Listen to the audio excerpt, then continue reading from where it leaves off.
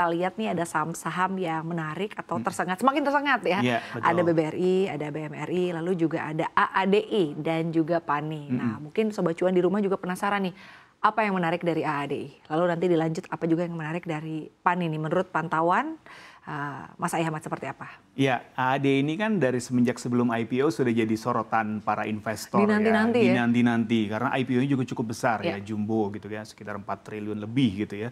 Ini juga menjadi suatu angka IPO yang besar di tahun ini, bahkan mungkin salah satu yang terbesar gitu ya.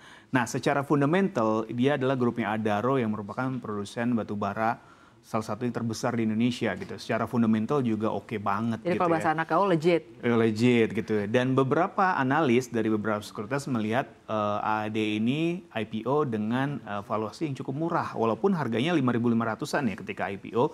Tapi secara valuasi itu dinilai masih under value dari perusahaannya atau prospek dari emitennya tersebut. Bahkan ada beberapa rumor yang mengatakan ini bisa naik, bisa berkali-kali lipat gitu ya dari harga IPO. Dan terbukti dari 3 hari IPO kenaikannya sudah cukup signifikan ya. Sudah auto rejection atas berapa kali ya, 2 atau 3 kali gitu ya. Dan sekarang udah di angka hampir 7 ribuan kalau saya tidak salah ingat terakhir. Jadi memang secara potensi, apalagi dengan dikaitkan dengan program pemerintahan Prabowo untuk sektor energi ini menuju swasembada, jadi AAD ini cukup menarik gitu. Jadi inline dengan sektor utama pemerintah, fundamentalnya oke, sahamnya masih under value, dan semua investor besar juga menanti-nanti. Jadi memang ini ada sesuatu yang cukup bagus di saham ini gitu ya. Nah, kalau untuk PANI sendiri memang kalau kita lihat kenaikannya sudah cukup signifikan kalau kita lihat. Cukup jauh ya PANI? Cukup jauh. Kenapa? Memang awalnya adalah karena penetapan PSN tersebut. Tapi ya. masih akan terus merangkak naik nggak? Ya, ini juga potensinya masih ada ya, apalagi dengan ada program 3 juta rumah dan PANI ini salah satu motor lah untuk penggerak program pemerintah tersebut. Harusnya juga potensinya juga cukup bagus gitu ya, apalagi kalau program 3 juta rumah ini katanya kan per tahun ya dibuat. Nah, apalagi kalau setiap tahun dia berjalan tentu potensinya akan semakin besar sekali. Dan kalau kita lihat memang dalam perencanaan sendiri di PANI ini kan dia adalah pengembang di daerah peak ya. Itu kan akan ada peak sampai peak 11 ya atau 12 gitu. Sekarang ini baru masuk ke peak 2 gitu ya. Secara demand juga sudah cukup demand tinggi juga ya? cukup tinggi, harganya juga cukup oke gitu. Jadi memang potensi upside-nya juga cukup lumayan bagus. Tapi memang disclaimer tetap kita harus pantau reguler terkait sentimen-sentimen yang memang bisa mempengaruhi gitu ya.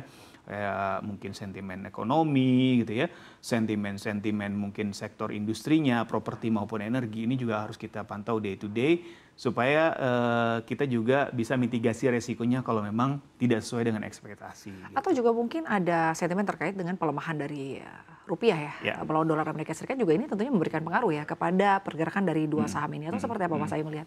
Ya, biasanya kan kalau pelemahan rupiah itu juga akan terkait dengan daya beli ya, Sinta. Kalau ketika misalkan dolarnya itu cukup menguat, otomatis kan daya beli masyarakat juga akan terpengaruh gitu. Kenapa? Karena pasti nilai mata uang kita akan turun ya dibanding dolar Amerika Serikat. Sementara kayak sektor energi kita ambil contoh, memang banyak juga beberapa cost-nya itu terkait dolar gitu. Ini juga sangat sentimennya sangat korelasinya cukup erat gitu ya. Ini juga bisa membuat beban dari perusahaan atau emiten tersebut menjadi lebih besar gitu ya. Ketika bebannya menjadi lebih besar, otomatis potensi bisnisnya juga akan sedikit terganggu gitu. Nah, ini juga yang harus kita pantau baik-baik ya. Walaupun sekarang juga stabilitasnya juga udah mulai sangat dijaga oleh pemerintah untuk rupiah ya. Jangan sampai tembus di atas 16.000 gitu ya terhadap dolar Amerika. Nah, ini juga akan memberikan suatu resiko yang harus dipantau lah oleh investor gitu ya. Termasuk juga ke sektor properti gitu ya. Ketika daya belinya melemah, ketika ada fenomena makan tabungan dan lain sebagainya, ini juga bisa memberikan pengaruh gitu ya. Karena sebagus apapun prospeknya, supply-nya kalau nggak ada demand-nya juga akan jadi percuma gitu ya terhadap emiten ini. Makanya dari balik potensi yang besar ada resiko-resiko yang mengancam dan ini yang harus dimitigasi ya, Sinta, oleh investor.